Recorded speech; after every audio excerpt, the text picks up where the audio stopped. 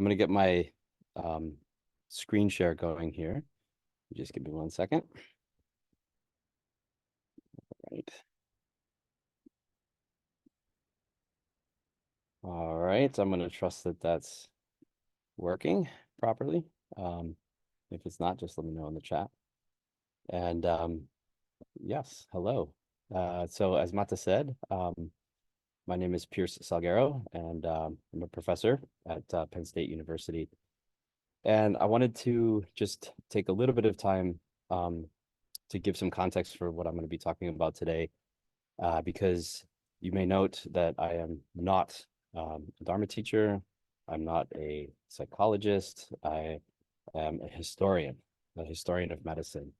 I've spent the last 25 years of my career working on various aspects of the history as well as the contemporary connections between Buddhism and medicine, primarily in Asia, but also recently shifting to work some in the Americas as well.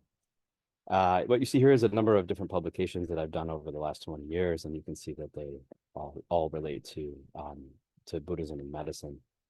And my most recent publication in the top right, Buddhist Healing in the Modern World, is coming out later this year from University of Hawaii Press. That's a collection of essays by a number of different scholars. And that particular book has a few chapters in it that relate to today's topic, which is the side effects or the adverse effects of meditation. So with that in mind, sort of, knowing what my specialization is, what my field is, what kinds of knowledge and expertise I have, and what kinds of knowledge and expertise I don't have, I just want to set the expectations for the session today. So I will be speaking to you as a historian, an anthropologist, and a scholar of Buddhism and medicine, not as a medical researcher, not as a psychologist, not as a Dharma teacher. And so that means that I'll have a particular perspective, a particular slant on this topic that'll be different than what you might hear from other people. So the topic today is, as many people have used different words to talk about the downsides, the potential side effects, the potential dangers of meditation. And perhaps the most well-known at the moment person who's been speaking about these sorts of things in popular media is Willoughby Britton. She's given a TED Talk. She's been on many podcasts and quoted in many media sources, talking about the work that she's doing with colleagues at her lab at Brown University on studying the side effects, the adverse effects of meditation. They've done a number of interviews with many people for many years, and have been publishing a whole slew of articles about this topic. So if you're not aware of her work, their work, I would encourage you to just Google the name and check out what her lab is doing. A couple years ago, sort of. Dr. Salguero, sorry to interrupt. We Yeah. just have a request in the chat if you might be able to speak a little bit louder, and I also let that person know to attempt turning up the volume on their Oh device. yeah.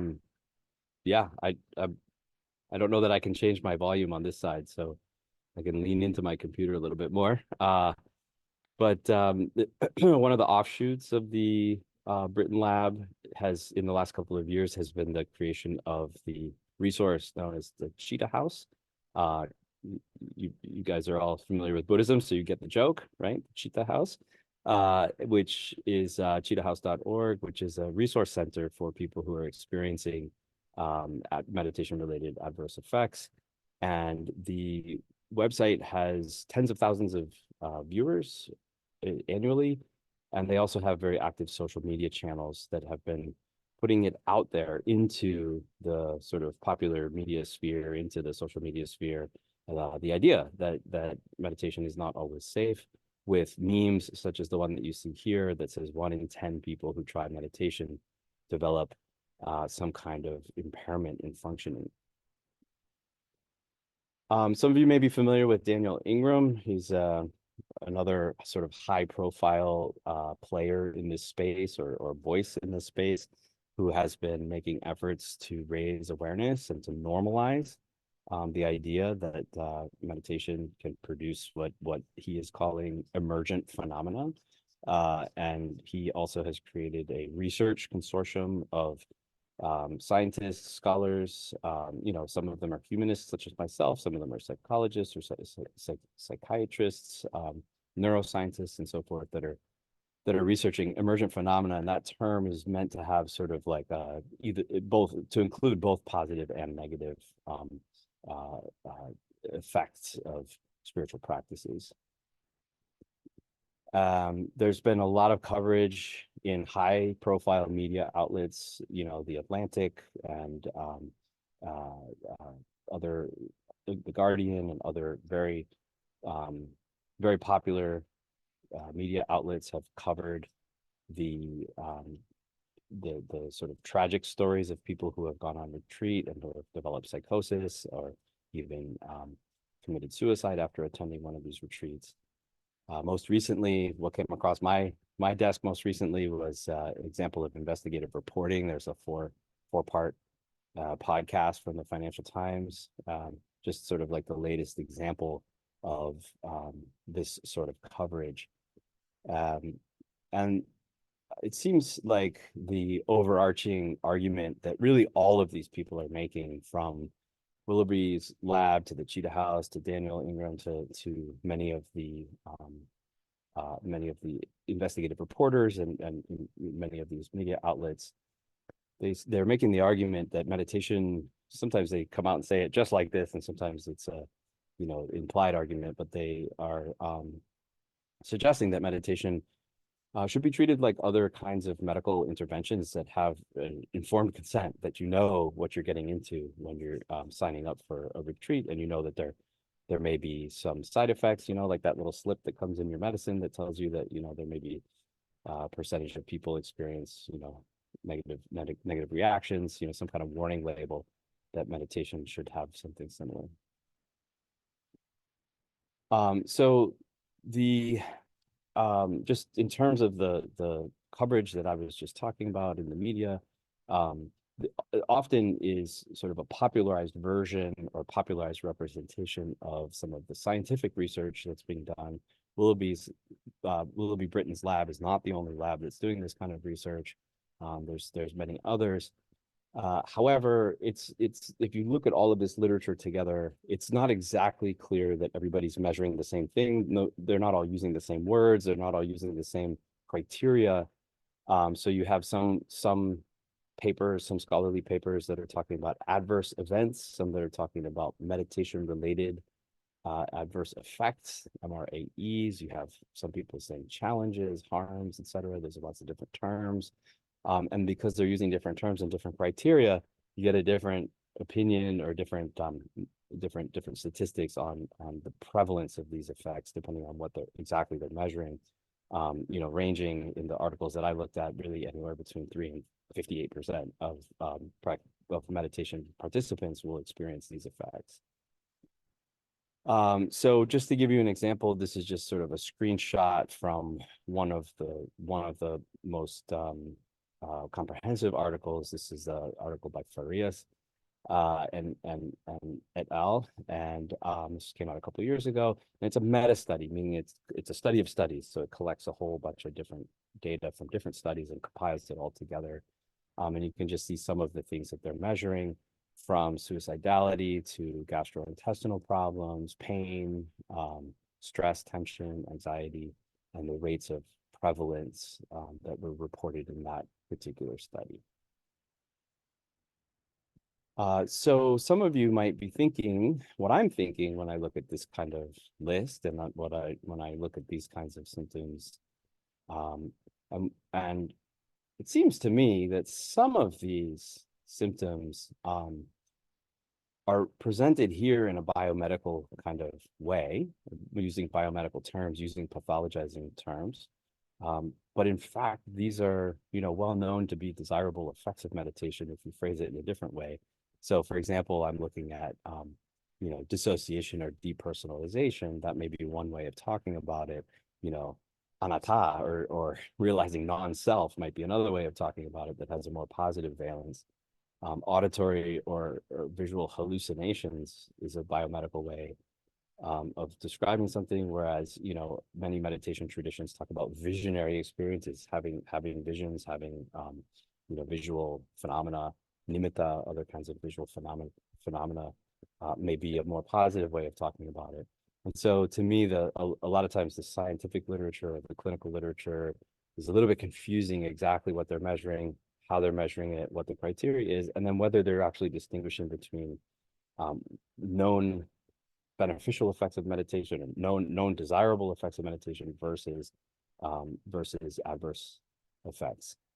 So I think one of the most skillful ways of trying to separate out that issue is coming out of the Britain lab, where they talk about taking a person-centered approach. So that is not prioritizing biomedical categories, but also not prioritizing Buddhist categories, rather looking at the person and how they feel about their experiences and how they are understanding those experiences. Are they understanding to be desirable or undesirable? Are they experiencing suffering and pain from those experiences or not? And really taking the person as the unit of analysis. So that leads to a very individualized picture of what's going on that's based on individual experience. So I've presented this slide to just say the science is a little bit messy. It's confusing. There's not a lot of unity between the different research teams. Not a lot of clarity about what they're studying and to what extent the results are relevant. It remains to be determined. But I think that we can say conclusively, based on the research that has been coming out, that meditation is not a panacea. And I think that's an important realization, an important thing to take away from all of this. The way that meditation has been presented in the popular media, as I'm sure everybody here knows, usually mindfulness is the sort of the poster child of the meditation movement. And it's usually been presented as something that is 100% beneficial for everybody all the time. No, period. No ifs, ands, or buts. And I think it's, however we read this clinical data, however we may disagree with some of the categories and some of the procedures, I think we can probably put to rest the idea that meditation is always beneficial for every single person. And I think we can perhaps agree that maybe meditation sometimes might be harmful for some people. In terms of this popular media representation that I've been talking about, as well as the clinical research, there have been some Buddhist responses to these that have come out in both popular as well as scholarly, more scholarly journals. There's a few. There's an article by Analio in Mindfulness and Rosenthal in Lion's Roar that you all can look up and see the summaries of these kinds of pushback. But I'm going to summarize for you kind of like what the main ideas from the Buddhist responses to this has been. First of all, that adverse effects happen because the teachers aren't legitimate. The teachers don't have insight. The teachers don't have wisdom. The teachers don't have experience. Adverse effects happen when the students are unprepared. The students are either jumping in too quickly, or the students are culturally unprepared for this kind of training. They happen because of latent psychological issues. That is to say, the participants, had a propensity towards a certain kind of psychological imbalance. When they start doing meditation, it triggers that to come up. And overall, Buddhist responses have downplayed the dangers and have said that we don't really need to worry too much about this. It's very small minority of people who experience it, and it doesn't seem to be a problem. So I just wanted to briefly note that even in the Facebook post that advertised this event that you all are attending, there were, as soon as the post was made, there were two comments right away that sort of dismissed the whole topic as being unimportant.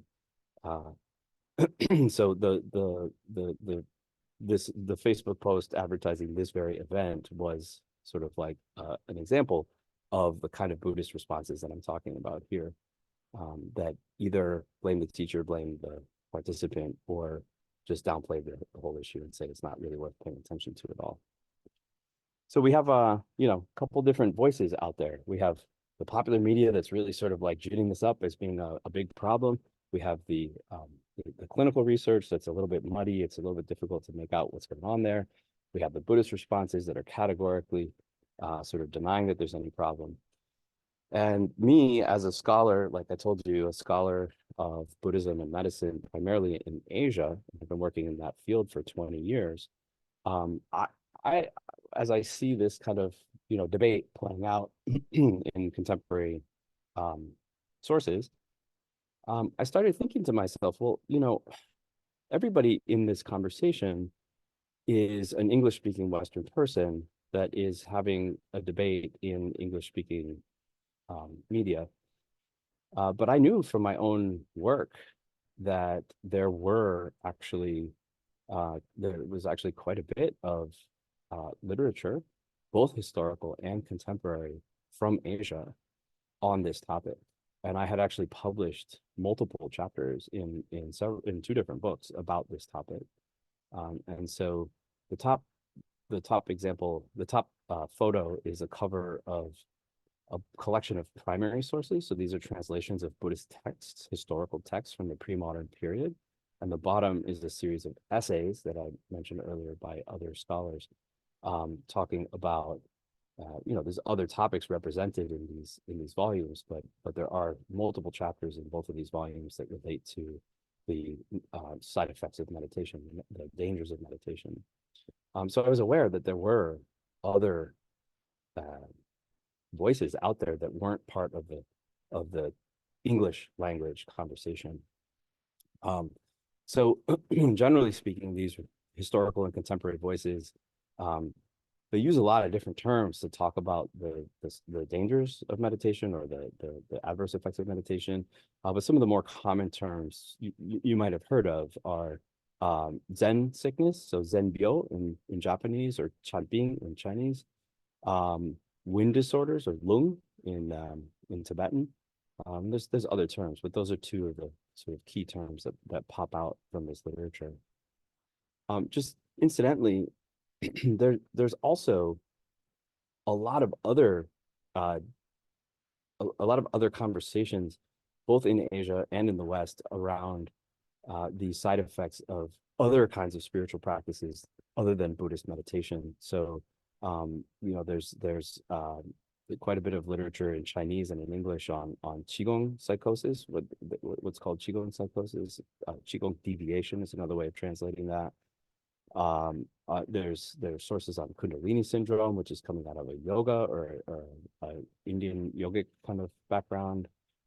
Jerusalem syndrome, I don't know if you've heard of that, but there's a significant number of people that become psychotic just by visiting Jerusalem because of the intensity of the trip, what they're experiencing. And the term spiritual emergency that's been around in transpersonal psychology since the 1970s is another term that is, there's a lot of literature around that. And there's many other phenomena. So we're not just talking about Buddhist meditation and the possibility that Buddhist meditation might have some adverse side effects, but actually there's a whole range of literature globally about all across all these different traditions in various different languages that all talk about the potential side effects of spiritual practices of all kinds.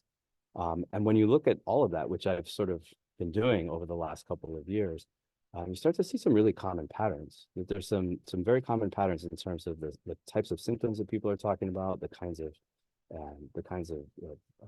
situations that people get into and the kinds of potentially preventative and curative advice that you find in these different sources. So as I was starting to get into this topic and think about it a little bit more, I decided to do what I'm pretty good at as a scholar, which is to gather together a team of collaborators to translate stuff. And I had already done this a couple of times before. The book cover in the top right is an example. That's a book where it's a 2-volume book where I got together about 120 different scholars to translate texts for me, and it collected it all in one place, related to Buddhism and medicine. So what I decided to do was to gather together a group of scholars, make a call out to my colleagues. So these are historians of Buddhism, contemporary people who study contemporary Buddhism. They do ethnography, they do history, and ask them to contribute to a collection, a new collection of sources related to the adverse effects of meditation. And so I'm happy to say I've received contributions from 22 scholars that have been sent in. I've finished reading them. They came in a few months ago. I've just finished reading them, and I'm packaging this up. We're going to send it to the press shortly over the summer, and hopefully this will be published in 2025. So what I'm giving you today is kind of like a sneak peek of the material that I collected for this project. So I have not talked about this publicly yet. So this is the sort of like the inaugural presentation of that material. There's a lot of material, so I'm not going to be able to get into a ton of detail about it. You will be able to get the book when it comes out, and be able to read more about this. But I'm going to give you some headlines and some summary of that material. So the question is, what have Asian Buddhists had to say about the dangers of meditation? We know what the English-speaking Western practitioners and researchers are saying, but what have Asian Buddhists said about the dangers of meditation? So I'm going to present a couple different categories of materials here. The first category is the scriptural and canonical Buddhist writings from all over Asia. And I'm just going to kind of like summarize what is going to be in the book for you to give you a sense of what Asian Buddhists had to say about this topic. So in the first place, the very first chapter is a translation of a text, a story from the Samyutta Agama, which is available in Pali as well as Chinese and Tibetan. And it's a story about one time when the Buddha gave an instruction on meditation and left the community for a little while, and the monks started doing this meditation. They began to commit suicide in mass. And the Buddha came back, and it was pandemonium. All these people had died. And he sort of took stock of what had happened and adjusted his meditation instruction accordingly. Another early text that's in there from early Buddhism is from the Mahasakchaka Sutta, in which the Buddha discusses his own challenges that he experienced from practicing too intensely prior to becoming the Buddha. So there's some very authoritative sources there, from the Buddha's own mouth, talking about his own adverse effects of meditation. There are, from Sanskrit and Chinese sutras, there are 2 examples in the book of where people who are advanced meditation practitioners are attacked by demons, and both of the stories talk about this as being because they're advanced practitioners. The reason they're attacked is because they are advanced practitioners. So advanced practitioners at a certain point become open to demon attack. There's a really interesting Chinese sutra called The Secret Essential Methods for Curing Meditation Sickness. It's a whole sutra about meditation sickness, about all the things that can happen to you, and various ways of curing and treating these conditions. Both madness or psychological, acute psychological experiences or psychosis, as well as physical ailments. And in this text really interesting because it says that these can happen because of sudden sensory stimuli. So the example is given that these monks were meditating in the forest, and an elephant came tromping through, and the loud sound of the elephant and the sort of the shock of the elephant coming through was the thing that destabilized the practitioners and caused them to have acute madness. And in that case, actually, one of the meditators anyway was an arhat. So, these aren't like beginner meditators that were experiencing these effects. So there's one author in particular who's very prolific on this subject. His name is Ji. He's a very famous Chinese monk from the medieval period who created a whole synthesis of meditation instruction, very detailed instructions, and he provides detailed treatment of both the symptoms as well as the treatments of meditation sickness in his manuals. And finally, there's a treatment of the same subject, but it's known as wind disorders in Tibetan. So it's included in the so-called Gexel practices, Gexel texts, which are writings on obstacles that one might face in spiritual practice. So that's a pretty wide-ranging rundown. We have Pali, Sanskrit, Chinese, and Tibetan texts that all from the canonical tradition, that is, authoritative Buddhist texts that are all reporting on this, the possibilities that there are side effects to meditation. In addition, we have non-canonical texts. So these are just texts from Buddhist authors, both historical and contemporary. I'll give you a quick rundown here. Some of you may be familiar with the writing of Hakuin Kaku, who's 17th, 18th century Japanese monk who talks about his ailments that he gets from doing meditation. I'll come back to the therapy that he winds up prescribing. I'll talk about that later. We have actually discussions of meditation sickness, Chanbing, or the adverse effects of meditation in Chinese medical texts from the 17th and 19th century. So these are acupuncturists and herbalists that are seeing monks and practitioners who have these adverse effects and are treating them using conventional medicine at that time. So there's a Japanese author, Kurata Hyakuzo, who's wrote a detailed autobiography about his experiences of meditation sickness.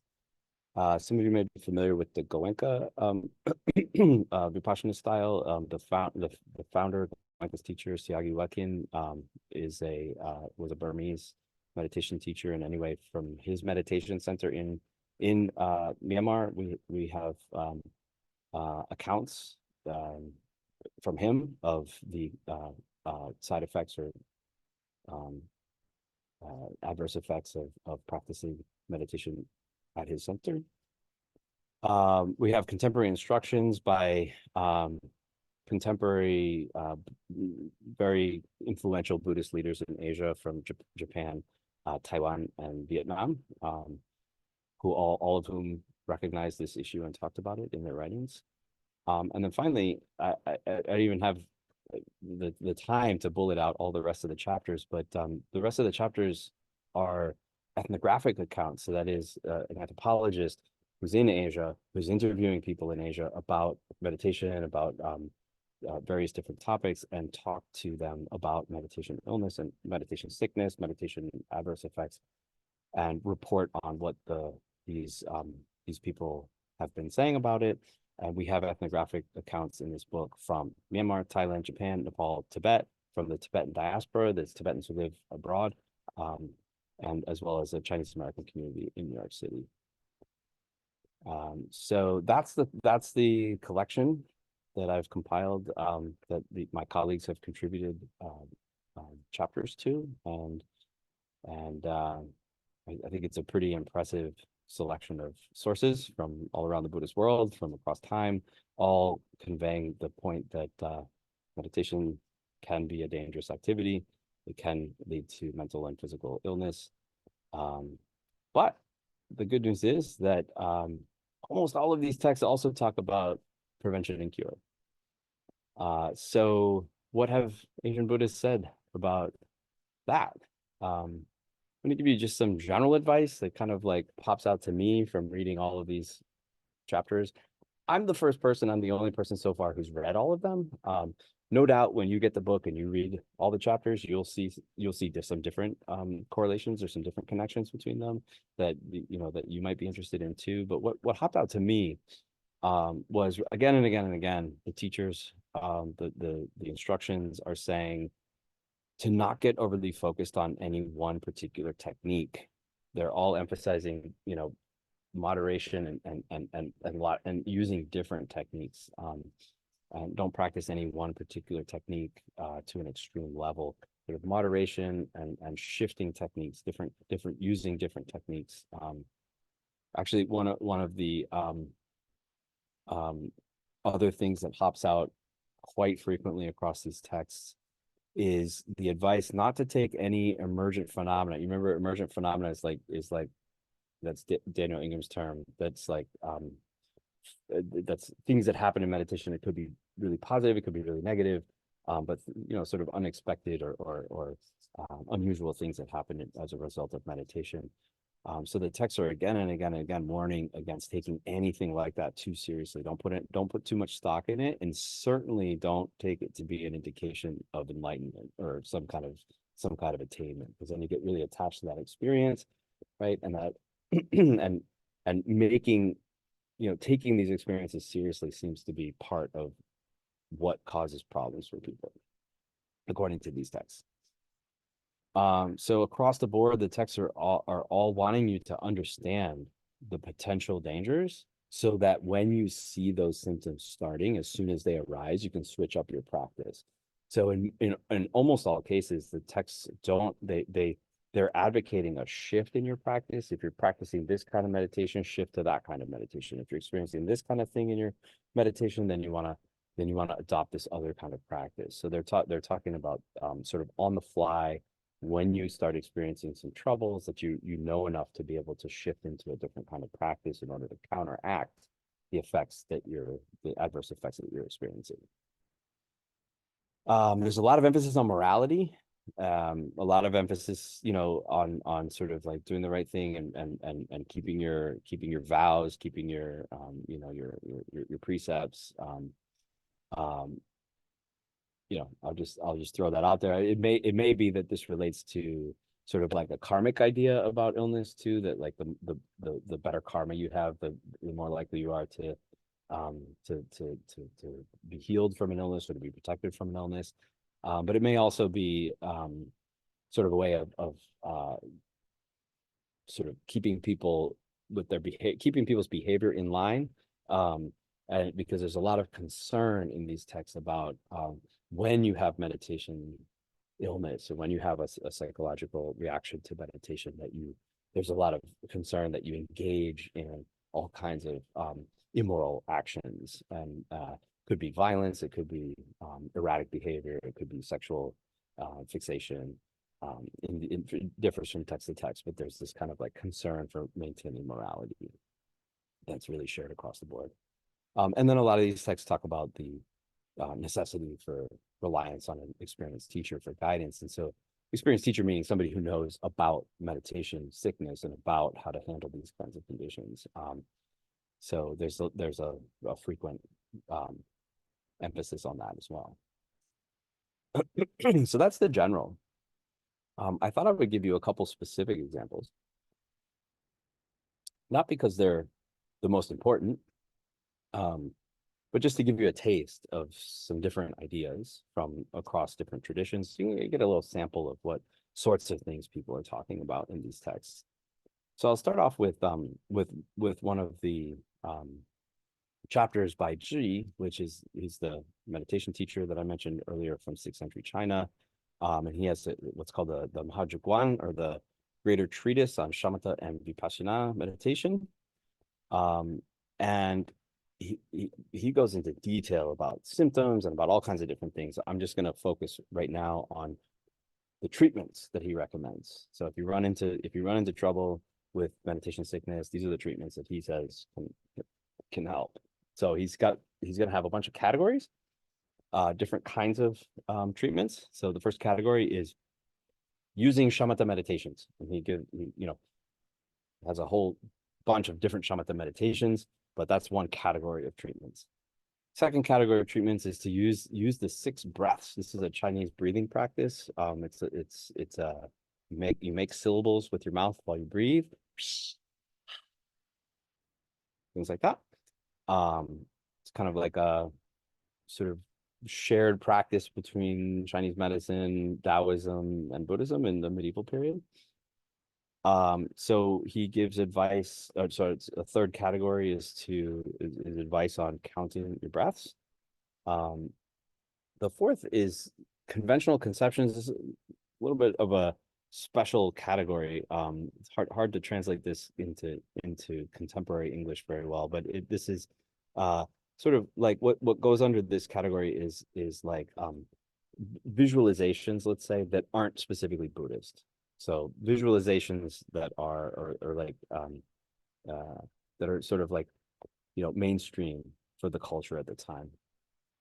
And then he talks about contemplation of the mind. So more of a Buddhist practice here, like contemplation of your own mind. And then 6 is a whole category of magical techniques, and he mentions all kinds of stuff in there. So those are the 6 different categories of practices that he mentions. I'm going to just zoom us in onto the first one, because I think maybe that's the one that's most relevant to this group, is the types of shamatha meditations that he mentions that would be useful if you're experiencing meditation illness. So in that category of shamatha meditations, he's going to have a bunch of examples. So the first example is to fix your attention on your navel. The second is to fix your attention on the dantian. So that's like just below the navel, very close nearby. So doing a meditation where you're concentrating on that point. Third one is to focus on a point on the big toe, on your big toe. The fourth is to focus your mind to imagine a deep chasm 10 feet below where you're sitting, and to focus your mind sort of at the bottom of that chasm. Fixing your attention on your feet more generally, fixing your attention on whatever the symptom is, like fixing your attention on that location. That's another shamatha meditation.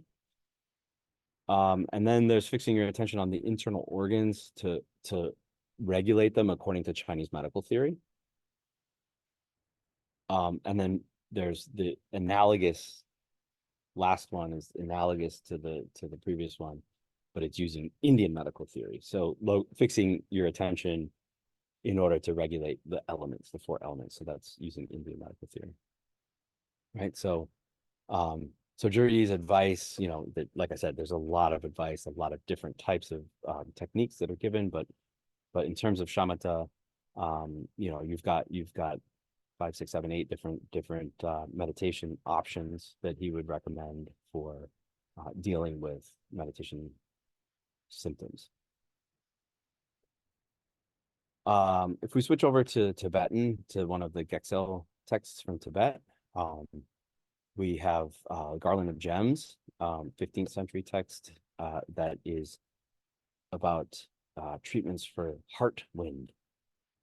So in this case, there's a series of visualizations that this text prescribes. So it's a different kind of activity that you're going to switch into, right? For this text. This text also talks about the symptoms of heart wind. So you're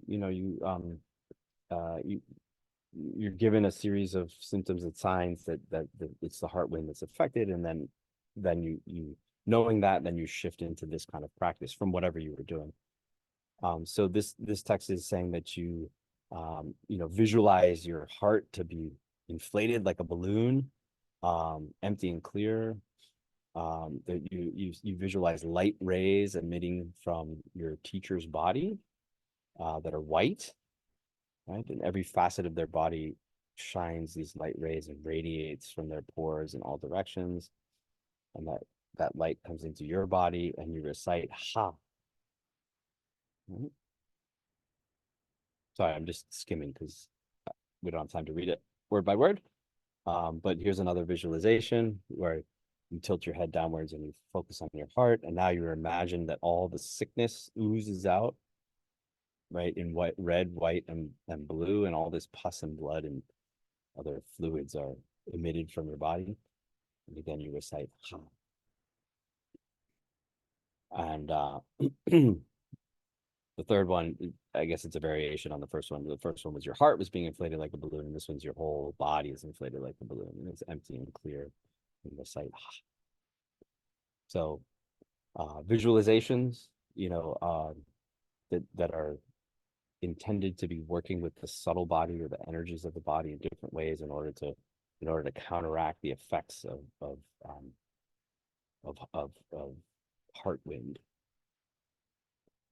I'll give you another visualization. This one's from Japan. This is perhaps this may be the one that is the most famous that you might have heard of before. And this is by Hakuin, the previously mentioned Japanese monk, who describes his bout of Zen myo, or Zen sickness. And this particular text is this is a passage from a text called the Idle Talk on a Night Boat. And anyway, in this particular passage, Hakuin is reporting on the technique that was taught to him by a master, and he's just kind of like repeating it in his text. And the idea is to imagine that you have a soft lump of butter on the top of your head, and that butter slowly melts, and as it melts, it coats your body. And it says it imparts an exquisite sensation, moisturizing, saturating your head. And oozes down all the way down your body bit by bit by bit. And it's clearing out congestion from your organs. And as it does, you feel more and more relaxed. And it says at the bottom, it's his because it's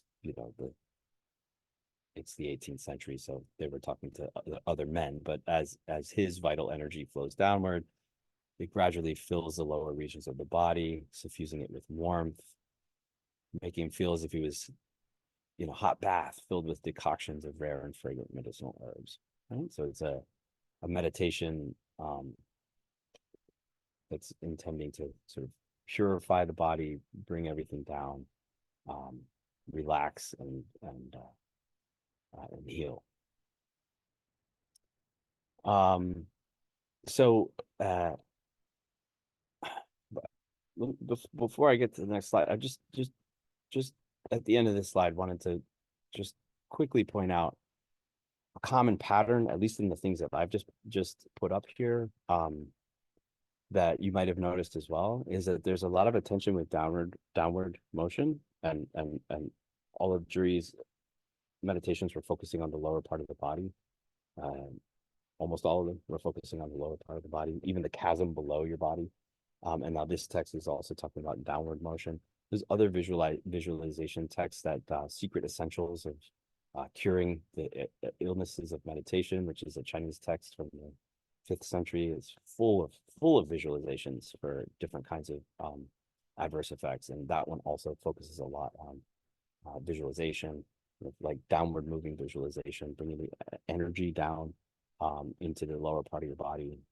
At one point, Juri actually explains this by saying that when you're meditating, when you do meditation, normally you're actually he says like throughout the day, normally you're focused up here in your senses, and so to bring the attention down to the lower part of the body regulates the chi in the body, regulates the energy in the body. That was his explanation for why that particular instruction would work. This Hakuin text also has a similar logic behind it. So yeah, just something to point out. There's a similarity between the texts on that. So I just wanted to give you a taste. I understand there's no way that just that little bit is like enough to sort of like be useful clinically, right? Or to be useful in your own practice, which is why I was emphasizing I'm here as a historian. I'm not here as a Dharma teacher or as a, psychologist. So I'm just here to give you a taste of the kinds of things that you find in these sorts of texts, right? You find detailed descriptions of symptoms, all kinds of ideas about prevention, all kinds of techniques for treatment. And like I said, it's a whole collection of sources from the Pali, to the present, right? So 2,500 years of sources from all around the Buddhist world. So how does that collection of knowledge that I'm talking about, that's in this volume that I'm collecting, like how does that affect our Western ideas about meditation? So everybody on this call might not be calling in from the West, but I saw from the picture it looks like the majority of people are calling in from the West and are Western practitioners, and may not be able to read these kinds of sources in Asian languages, may not have grown up in Asian Buddhist communities or have access to Asian Buddhist communities where these kinds of ideas are being talked about quite so openly. And maybe we're just sort of like finding out about this or hearing about it for the first time. Well, how should we change our thinking about meditation in light of this real wealth of information that's out there in the Asian sources? That's an open question. Something I'd love for you all to think about, and you all to talk about and share your ideas about. I'll just kind of give you some of my takeaway points, but again, this is just my own kind of thinking on this. So first and foremost, I would say, in my opinion, it clearly there's a there. There's something to this. I disagree wholeheartedly with people who would like to just kind of like push this whole topic aside and say, real Buddhists don't have adverse effects, or like if you have adverse effects, it must be that you did something wrong. Like I would like to push back on that strongly and say that it seems like the entire Buddhist world agrees and has agreed since the beginning that Buddhist meditation sometimes has a negative effects on people. The Buddhist tradition also seems to agree that it's really not about the teacher. Hey, the Buddha himself gave instructions that caused people to commit suicide, and then he had to come back and modify his instruction, right? So it's not always just it was a bad teacher, or the teacher wasn't wise enough, right? Yeah, although everybody seems to agree that skilled guidance is helpful, it's not just a matter of the teacher, it was the teacher's fault. But it's also clear that it's not just about the student's level of proficiency or their preparation or their pre-existing conditions.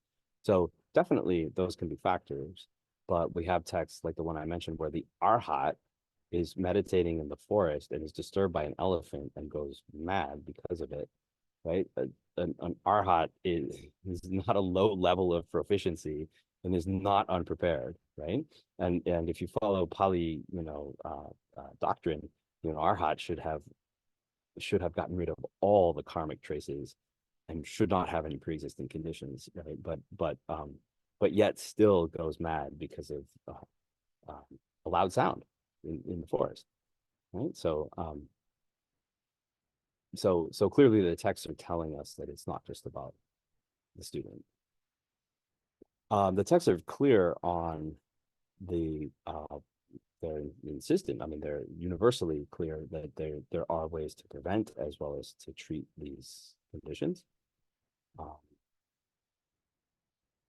The problem is that a lot of those methods of treatment and prevention, a lot of the contents of these texts are pretty difficult to translate into modern Western clinical biomedical contexts, right? So it's going to be rather hard to map the knowledge that's in these texts that I'm interested in. It's going to be kind of hard to map that knowledge onto the kinds of clinical studies that I started out by talking about, right?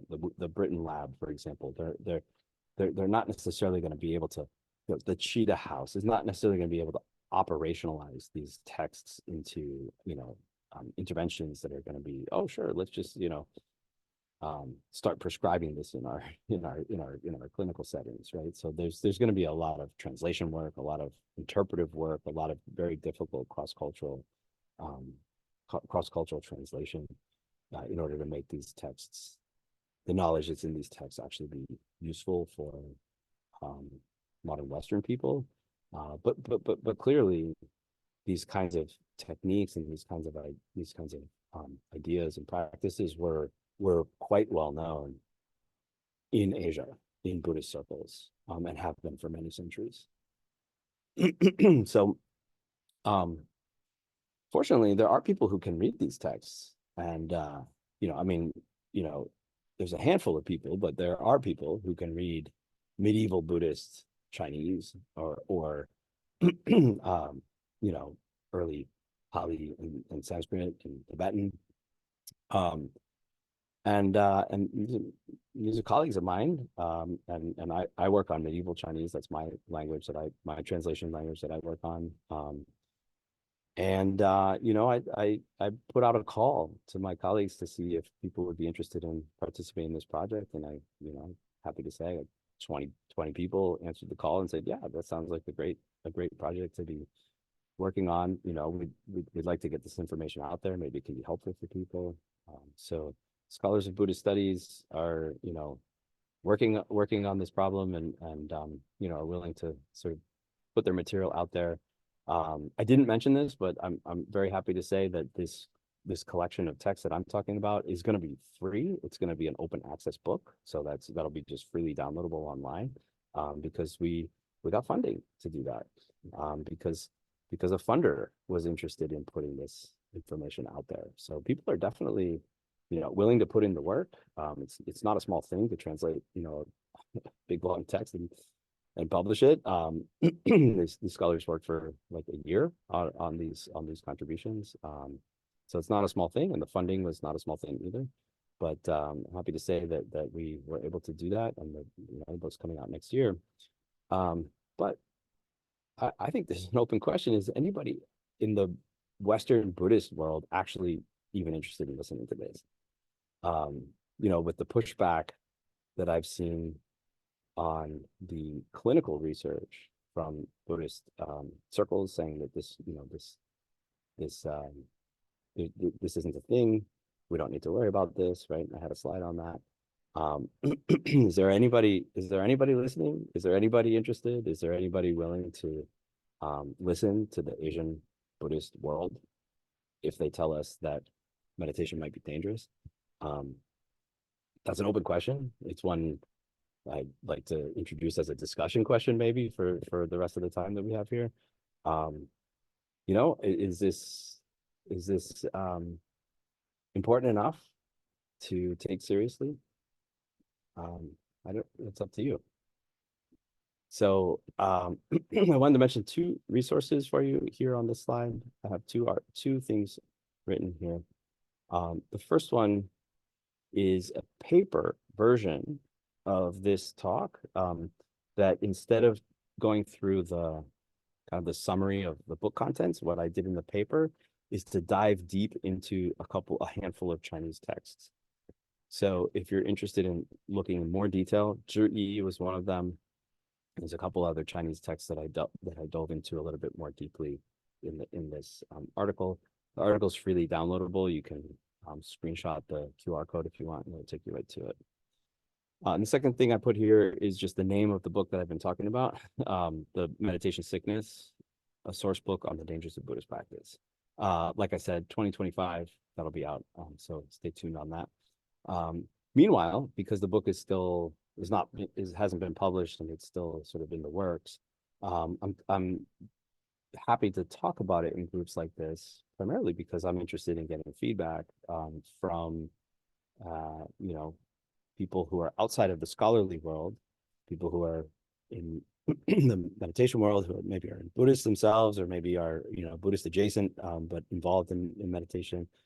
I'm very interested in getting feedback from you all to help me to better present the material, because I still have to write the introduction for the book, and I still have to write the blurb for the back cover of the book and so forth. And I very much would value hearing from you all and interacting with you all and hearing your reactions to this material, to help me to sort of know if there's an audience for this. Like I said, it's an open question to me. Do people care? Is anybody listening? Is there an audience for this material? Is this something that you think is worth knowing about and learning about? So that's what I'm interested in hearing from you all. Please don't tell me your meditation sickness story. I am not a psychologist. I can't help with that at all. Talk to the Cheetah House, cheetahhouse.org. If you need help with something that you're experiencing yourself. I'm not that kind of doctor. I'm a I'm a doctor in history. So I would point you to Cheetah House for for that kind of conversation. But I'm very, very happy to have conversation about the stuff that I know something about and can say something about. And I've missed the whole chat. I don't know anything that happened in the chat. So Mata, if there was something really important that happened in the chat that I need to know about, I'm sure you would have let me know. But if you want to pop anything up to my attention, now would be a great time. And then I think Mata is going to moderate as people raise their hand and want to make a comment. Mata will unmute you and we can have a little conversation. So thank you for your attention while I was talking, and I'm looking forward to chatting with you. Yes, everyone, please join me in a round of virtual applause for our wonderful talk. That was really, I even speaking for just myself, that was incredibly insightful and,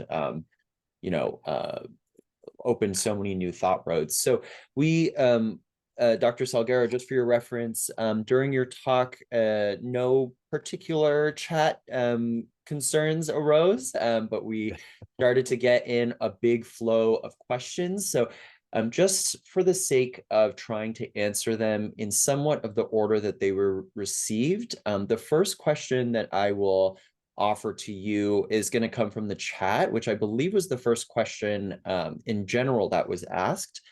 And then from there, I'll start to call on the people who have their virtual hands raised. And for your reference, just keep your virtual hand raised if you'd like to ask a question. And just due to the size of this meeting, we're not going to be able to turn on the unmute function in general. So I'm going to invite each person individually. So just keep an eye on your technology as we go to that. But first, we'll start with a chat question, which comes from Leanne Leadham in the University of Bridgeport, Connecticut.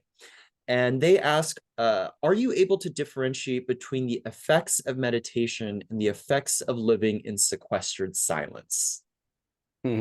Yeah, that's a great question. So am I able to differentiate? No, because I'm just reading historical sources, right? So do the historical sources make that differentiation or not? And some of them do, like the Gexel text, for example, from Tibet. Those are explicitly, those are instructions for dealing with obstacles that arise while on retreat. So that's for a retreatant, right? So that's one kind of person, one kind of setting. Whereas, other texts aren't necessarily specifically addressed towards retreatants. They're addressed more sort of like generally. So, there may be shades of difference in terms of the kind of social context that the audience of these texts were the intended audience for these texts, but I don't think any of these texts actually like clearly distinguish between these are the effects of living in sequestered silence and these are the effects from the meditation itself. The Willoughby Britton lab is and some of the other clinical research is not necessarily focusing on retreatants, is focusing on some of those studies are focusing on just people doing mindfulness at home, right? So or mindfulness in a less intensive setting. So that may be the case that they are differentiating in those studies. But in terms of the historical sources, I don't see a concrete kind of distinguish between those two things. Thank you. And according to my Zoom, it says that Megan from the Hudson Valley is first in line. I'm going to ask you to unmute now, Megan, and it should, there we go. Okay, great. Hi, thank you. So I just wanted to share that my background began in Zen, and my Zen teacher really stressed how to work with herbs for meditation sickness. And then later, as I moved into Tibetan Buddhism, that was also a really big part of my training. And now I teach meditation, and I see these symptoms coming up frequently. And people, my students at least, are really interested and want to know more. So I just want to say I think there's an audience, and I think that it is being talked about in the West in really helpful ways already too. Yeah, awesome. Good. Thank you Then, so and much. thank Oh, you very much. sorry. Yeah, we were saying the same thing. We were both saying thank you very much. No worries. Great. Sorry. Yeah. And then bouncing back to the chat, we have a message coming in from Margot Peaks Island. And the question is, there was a reference to magical practices. Would you elaborate?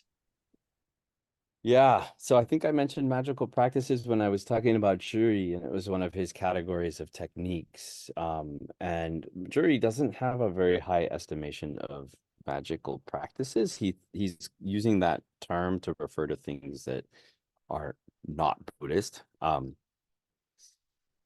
In other places, he talks about visualizations. He talks about chanting, spells, mantras, it's so on and so forth from like within the Buddhist sphere, right? And that and those practices he's very enthusiastic about. But then he has this kind of like magical practices category, magical practices being like the stuff that the other people do that are non-Buddhists, right? So like the Taoist practices, or like the sort of like local superstitious practices that he's against. But he's even so he's forced to sort of like say, well, we don't really do these, but like some of these actually work. And then he lists a couple of things that's a couple of suggestions, including some spells, some magic spells that are non-Buddhist, and some other kind of like massage techniques as well in that under that category.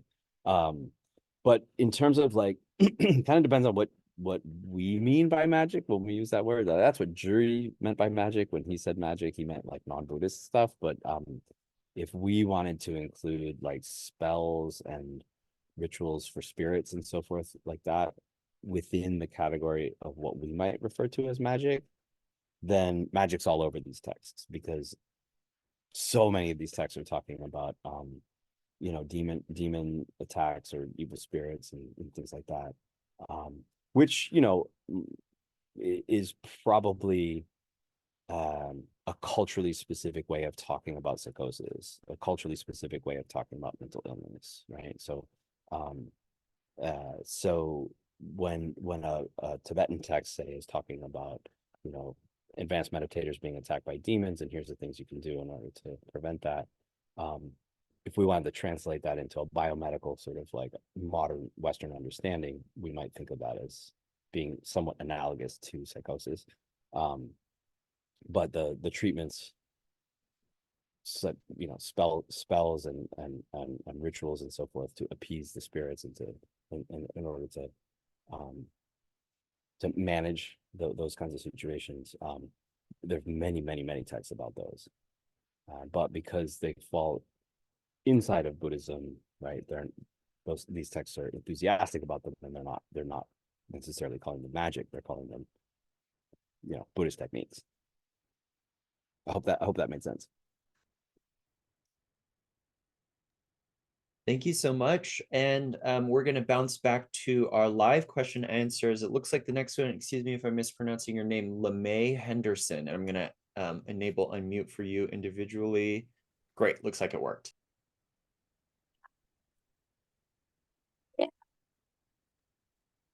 LeMay, we're not, your audio is very broken. Maybe because your signal is weak. Can you try again?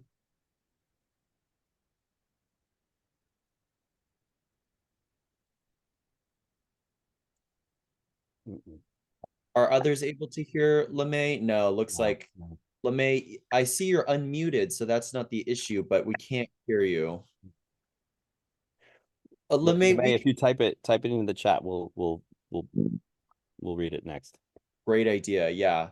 For now, LeMay, I'm just gonna mute you for a moment, and we'll give you some time to figure that out. And we're going to jump to Dave Getchman. Again, sorry for the name if I mispronounced it.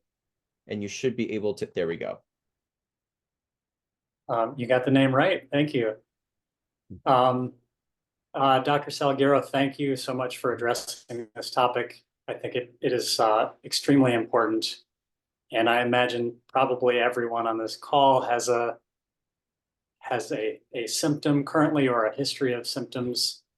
And so I won't go into mine, but just briefly, my background is in Theravada Buddhism and the Goenka tradition and the Thai forest tradition. And my question for you is two potential solutions. I wonder if you've thought about adding. One is metta. In particular, the Goenka tradition, you probably know, doesn't emphasize metta, and it's taught at the very end of a 10-day course, and one is expected to do 5 minutes of metta after meditating. And the second potential solution would be reform by lawsuit. I think in particular, the Goenka organization, recently there have been stories of people killing themselves after a course. And my observation of the Goenka organization's response has not been, we're so sorry this happened to you. We need to reform this system. It's been, well, this person wasn't ready. You know, this pathologization of the person harmed. And I wonder if lawsuit isn't going to be required to actually reform these organizations that are kind of operating under nonprofit religious type protections. Yeah. So I mean, I'm not a legal scholar or expert in any way, so I loathe to comment on that, other than to say, like, if anybody here listened to the Financial Times 4-part series that just came out, like, I felt like they were setting up a lawsuit. Right? That's the way it kind of felt to me to listen to it.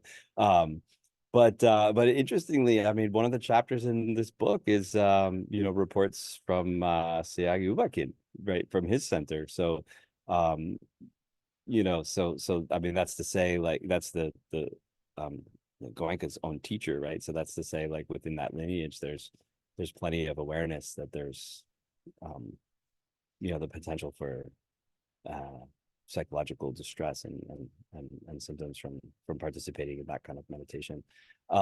So I like, not being a Dharma teacher, I don't know specifically about adding metta into, like, whether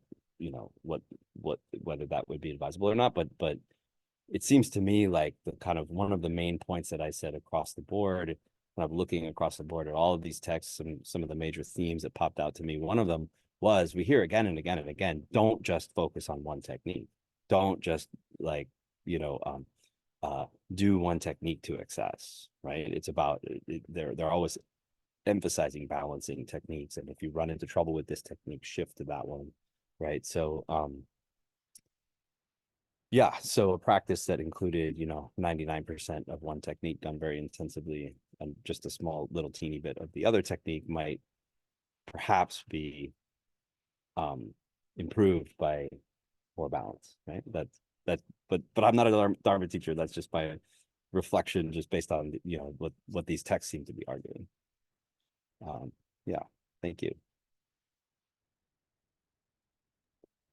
Great. Well, I will just bounce back to LeMay and honoring the hand raise order. And I'll just read out the 2 messages to Dr. Salguero. So LeMay message: have had experience as a teacher in Goenka tradition for over 20 years, trying to address this with much pushback. Worked with many students over the years, also as a physician, but ultimately left due to refusal to address this and ugly politics. And now working with Cheetah House to support meditators in distress. And the follow-up question to that is, would be interested in connecting with others who are wanting to learn more about how to support these meditators clinically, learning both from, e.g. research, Cheetah House methods, which are very helpful, etc., but also these ancient texts. Perhaps a separate group to collaborate, just putting out feelers.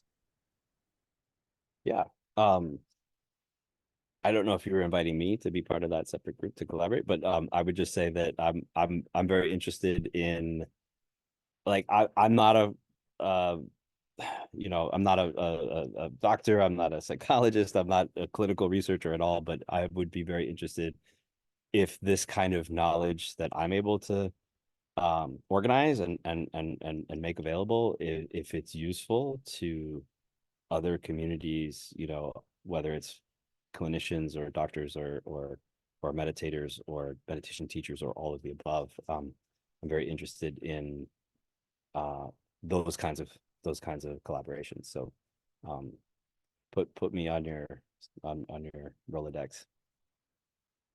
Um, and I actually I had my email on both the first and last slide, but it probably went by really quickly. I'm gonna just drop it in the chat right now. And this goes for everybody, including people who hear the recording later. Again, don't tell me your meditation sickness story, because I can't really help with that. But like these kinds of questions, these kinds of like collaborations and things like that. If you would like to communicate more with me after the session's done, I'm really happy to continue the conversation, because I know this is just a quick little 90-minute teaser. So yeah, thanks, Lemay. Thank you so much. And let's go back to the chat questions for a moment, just so we are sticking to our bounce back and forth. And Henry Moss, you'll be up next for live question asking. So we have a question. I see one coming in from Meg about differentiating between uninformed and informed meditation teachers. And seems like Dr. Salguero, you've been able to address that in a couple different ways. So if that's okay with you, I will jump to the next chat question from Brian, which asks, is the medical or clinical conception of Buddhist meditation now the dominant conception, quote unquote, in the West, end quote, in your opinion? Have you observed other ways that people conceptualize these things in cultures that are not traditionally Buddhist that seem important to you? Okay, I think I got it. So if I'm understanding the question correctly, I would say that the medical or clinical conception of Buddhist meditation very much is by far the primary way that meditation is understood in the West. I don't know if you guys agree with that, but that's just my own, like, taking the pulse of the situation. I think, there's millions of people who know about meditation as stress reduction or as, something that's good for your health. And that number is far larger than the people who actually know something about, the Dharma, right? So I think that's probably true outside of the US too. I think that's probably true in Western countries and in most non-Buddhist countries, right? I think meditation is primarily thought of as a stress reduction technique. It's good for your health. So the problem is that the way that that's presented in the media, for the most part, has been like, this is 100% beneficial for everybody, for all things, right? And it's going to lower your blood pressure and make you live forever. You'll be a great parent, and it's like going to fix everything, right? It's a panacea. And so people get the app, or they go to a class or whatever, and they start meditating thinking that there's like 100% benefit and no possibility of a downside. Right. And so to me, that's the problem, right? Is that meditation's been sold to the mainstream as a panacea. So you said, are there other ways of conceptualizing meditation that are more helpful? Yeah, I mean, to me, it's pretty. I'm just kind of a simple-minded on this, but like, to me, it's like, either meditation is psychoactive or it's not, right? So if meditation is psychoactive, if it's going to have like potential to benefit, then it could also have benefits. It could also have the potential to harm, right? If it's psychoactive, then it, just like every single other psychoactive activity or drug or intervention that we know of, it's going to land differently with different people. Some people are going to have great experiences. Some people are going to have less so. some people would be totally neutral, some people would be horrible, right? I can't think of a single thing that's psychoactive that has 100% benefit all of the time for every single person, right? So yeah, so I think people that are, you know, understanding meditation as a powerful technique for self-transformation, for cognitive realignment, for, you know, personality deconstruction. I mean, however it is that you're thinking about meditation, right? If you're appreciating it's like the power and the depth of the practice, I think you're providing an alternative conceptualization that is really valuable to put out there. You know, emphasizing the potency of this practice, I think is a valuable way of thinking about it and talking about it in public, to try to push back against that, you know, that simplistic, like this, you know, this is the simplistic panacea that this is always great for everybody. But you're asking me that's my opinion. You guys are asking me about opinions. So if you ask me opinions, I'll say opinions, but I'll always say like that's my opinion. Because I'm a historian and I need to separate facts from opinions. So that's all of that was my opinion. Yeah, go ahead, Mata. It was the Henry, right? Henry was next. Yes, Henry, you are, I believe we have time for just your questions, so you'll be wrapping us up. Thank you. All right. This is a clarifying question. When you say meditation sickness, are you talking about potential adverse effects from meditation in general, or are you more detecting a particular cluster of symptoms throughout all of these texts? And if it's the latter, what are those symptoms that cluster under the banner of meditation sickness? Yeah, I may have glossed over that too quickly. So I put up a slide that had a bar chart of Right. the effects, the meditation related adverse effects from Farias, and it had stuff in there that could go either way. Some Buddhists would treat, like, you know, seeing visions of the Buddha would be a positive result of meditation. It wouldn't necessarily qualify as like an adverse effect, right? Even though it's a hallucination according to Farias. So there, you know, it's a little bit muddy kind of situation there, but the kinds of symptoms that these texts are talking about generally align with that chart. So we're talking about a whole range of psychological issues, from anxiety, depression, all the way to suicidality, psychosis, right? So like erratic behavior, erratic thinking, mania, right? So that whole range. I'm using Western words there, but obviously the Tibetans and the Chinese and the Sanskrit texts would all use different terminology. They're not going to use, you know, the same terminology.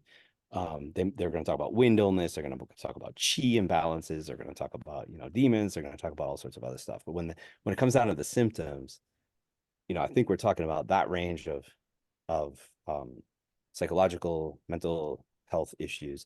And then there's also a whole range of physical issues, a lot of gastric stuff, a lot of skin related stuff, pain. So, you know, I mean, beyond just like you do a lot of meditation, your knee hurts. It's like, you know, it's you know, pain running throughout the body. It's diarrhea, like other kinds of gastrointestinal things, headaches, some kind of sensory problems, like issues with your eyes and ears and things like that.